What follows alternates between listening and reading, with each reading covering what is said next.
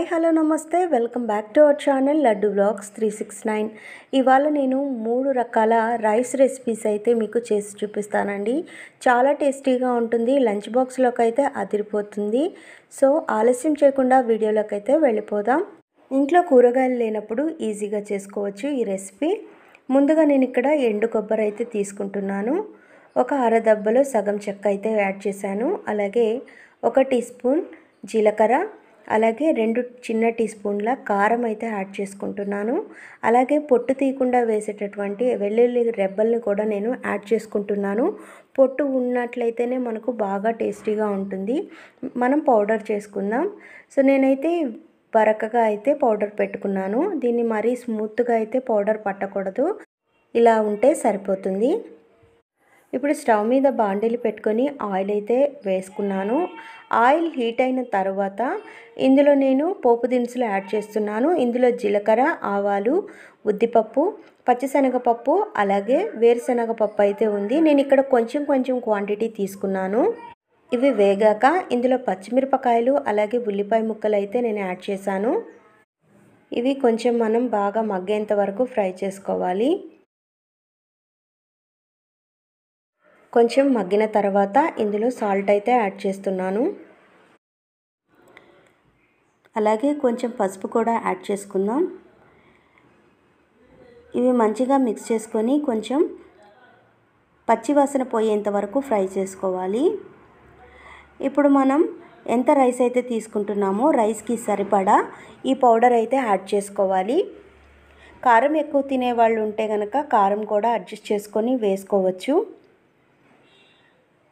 ఈ విధంగా మనకు ఫ్రై అయిన తర్వాత ముందుగా మనం రెడీ చేసి పెట్టుకున్న కొబ్బరి పౌడర్ని అయితే యాడ్ చేసేస్తున్నాను. ఇది మంచిగా ఒక 2 నిమిషాల పాటు ఫ్రై చేసుకుంటే కమ్మటి వాసనతో భలే ఉంటుంది. లంచ్ బాక్స్లోకి అయితే అదిరిపోతుందండి. ఫ్రైడ్ రైస్లు ఇష్టపడే వాళ్ళకి ఇట్లా చేసి పెడితే కనుక కడుపు నిండా తింటారు. ఇది వేగేలోపు ముందుగా నేనైతే రైస్ ఉడికించి పక్కన పెట్టేసుకున్నాను. చూపిస్తున్న విధంగా పొడి పొడిగా ఉంటేనే చాలా టేస్టీగా ఉంటుంది. సో మనకు చల్లన్నంతో కూడా చేసుకోవచ్చు, వేడి వేడి అన్నంతో కూడా చేసుకోవచ్చు. ఇప్పుడు రైస్ని ఇందులో యాడ్ చేసేసి మొత్తం ఈ మిక్చర్ అంతా కలిసే విధంగా బాగా కలుపుకోవాలి.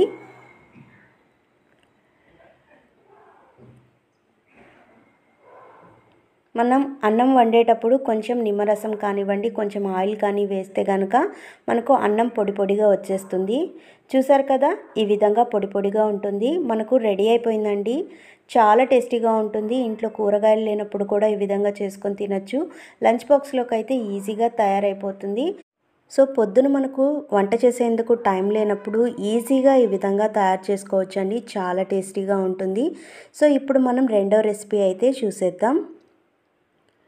ఇక్కడ నేను కరివేపాకు రైస్ అయితే చేసి చూపిస్తాను. నేను ఈ కప్పుతో 2 కప్పుల కరివేపాకును అయితే తీసుకుంటున్నాను. మనకు కరివేపాకు రైస్ అయితే అదిరిపోతుందండి. సో మనం లంచ్లో కానివ్వండి, డిన్నర్లో కానివ్వండి తీసుకోవచ్చు. ఇది హెల్త్కి ఎంత మంచిదో మీకు తెలుసు కదా. కరివేపాకు డైరెక్ట్గా తీసుకోలేని వాళ్ళకి ఈ విధంగా చేసి పెడితే మంచి పోషకాలు అయితే అందుతాయి. ఇప్పుడు నేను స్టవ్ మీద బాండిల్ పెట్టుకొని కొంచెం అంటే ఆయిల్ కొంచెమే వేసుకున్నాను. ఇప్పుడు ఇందులో మనం శుభ్రం చేసి పెట్టుకున్న కరివేపాకుని యాడ్ చేసి మంచిగా ఫ్రై చేసుకోవాలి. ఈ విధంగా ఫ్రై అయ్యేంత వరకు మనం ఫ్రై చేసుకున్న తర్వాత మంచిగా చల్లార్చుకోవాలి. కరివేపాకు చల్లారిన తర్వాత చేత్తో ఈ విధంగా నలిపినట్లయితే మనకు ఈ విధంగా పొడి అవుతుంది. ఇప్పుడు పర్ఫెక్ట్గా మనకు వేగినట్లే. ఇప్పుడు ఈ మిశ్రమాన్ని మిక్సీ జార్లోకి అయితే తీసేసుకుందాం. మిక్సీ జార్లో తీసుకున్న తర్వాత మనం మెత్తగా పౌడర్ అయితే పట్టేసుకుందాం. ఇప్పుడు స్టవ్ మీద ప్యాన్ పెట్టుకొని అందులో ఆయిల్ అయితే యాడ్ చేస్తున్నాను. ఆయిల్ హీట్ అయిన తర్వాత ఇందులో 1/2 టీ స్పూన్ ఆవాలు, 1 టీ స్పూన్ పచ్చిశనగపప్పు, 1 టీ స్పూన్ మినపగుళ్ళు, 1/2 టీ స్పూన్ జీలకర్ర వేసుకొని మంచిగా సిమ్లో ఉంచుకొని బాగా ఫ్రై చేసుకోవాలి. ఈ మిశ్రమంతా వేగిన తర్వాత వేరుశనగ గుళ్ళు కూడా యాడ్ చేస్తున్నాను. అలాగే జీడిపప్పు కూడా యాడ్ చేసుకుందాం. అలాగే ఇందులో పచ్చిమిరపకాయలు ఈ విధంగా సన్నగా చీరుకొని వేసుకున్నట్లయితే చాలా బాగుంటుంది. ఎండుమిరపకాయలు కూడా చిన్న చిన్న ముక్కలు కట్ చేసి వేసుకున్నాను. ఇందులో గింజలు ఉంటే కనుక పడేయకుండా ఇందులో వేసుకోండి, మంచి ఫ్లేవర్ అయితే వస్తుంది. ఇప్పుడు ఈ మిశ్రమం అంతా మాడిపోకుండా మంచిగా ఫ్రై చేసుకోవాలి. ఇప్పుడు ఇందులో కరివేపాకు అయితే యాడ్ చేస్తున్నాను. అలాగే కొంచెం పసుపు కూడా యాడ్ చేసేసుకుందాం. ఇప్పుడు చక్కగా 2 నిమిషాలు ఫ్రై చేద్దాం. ఈ మిశ్రమం అంతా మనకు ఫ్రై అయిపోయాక ముందుగా పౌడర్ చేసి పెట్టుకున్న కరివేపాకు మిశ్రమాన్ని యాడ్ చేస్తున్నాను. ఎక్కువసేపు ఫ్రై చేయాల్సిన అవసరం లేదు, లేదంటే మాడిపోతుంది. ఇప్పుడు కొంచెం అంత ఉప్పు అయితే యాడ్ చేసుకుంటున్నాను.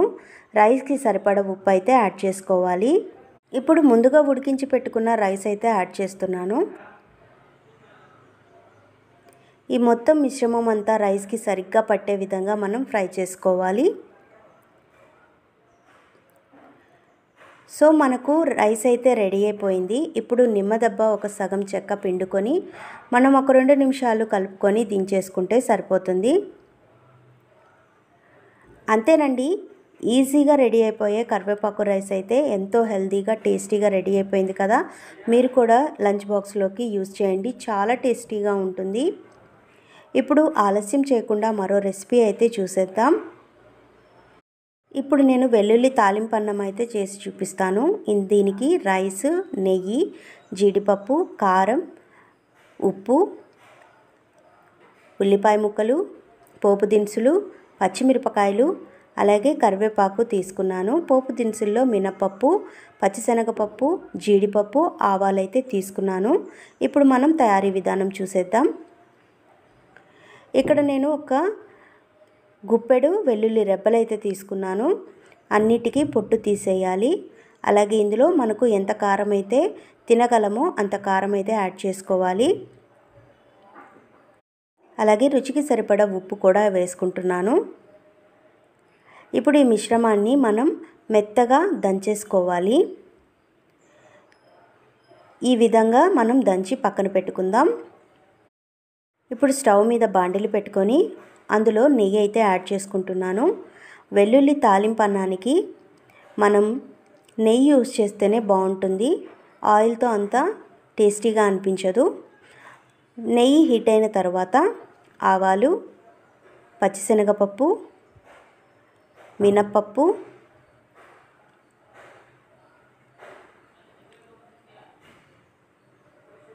అలాగే జీడిపప్పు కూడా యాడ్ చేసేసుకొని, అలాగే ఇందులో ఉల్లిపాయ ముక్కల్ని యాడ్ చేసుకుంటున్నాను.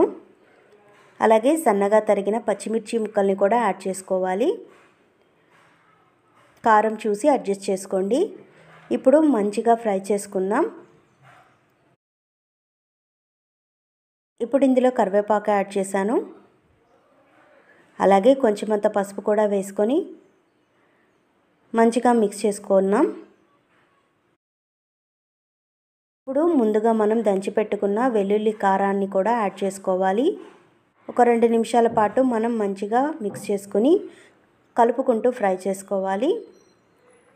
ముందుగా ఉడికించి పెట్టుకున్న రైస్ని కూడా యాడ్ చేసేస్తున్నాను. ఈ మొత్తం మిశ్రమం మంచిగా మిక్స్ అయిపోవాలి. అంతసేపు మనం నీట్గా సిమ్లో ఉంచుకొని ఫ్రై చేసుకోవాలి. సో చూసారు కదా ఎంత ఈజీగా తయారైపోయిందో, చాలా టేస్టీగా ఉంటుంది. అందరూ ఎంతో ఇష్టంగా తింటారు. ఫ్లేవర్డ్ రైస్ ఇష్టపడే వాళ్ళకి అదిరిపోతుంది. మరొక మంచి వీడియోతో మీ ముందుకు వస్తాను. అప్పటి వరకు మన లడ్డు వ్లాగ్స్ 369 ఛానల్ని సబ్స్క్రైబ్ చేసుకోండి, లైక్ చేయండి, షేర్ చేయడం మర్చిపోకండి. Thank you.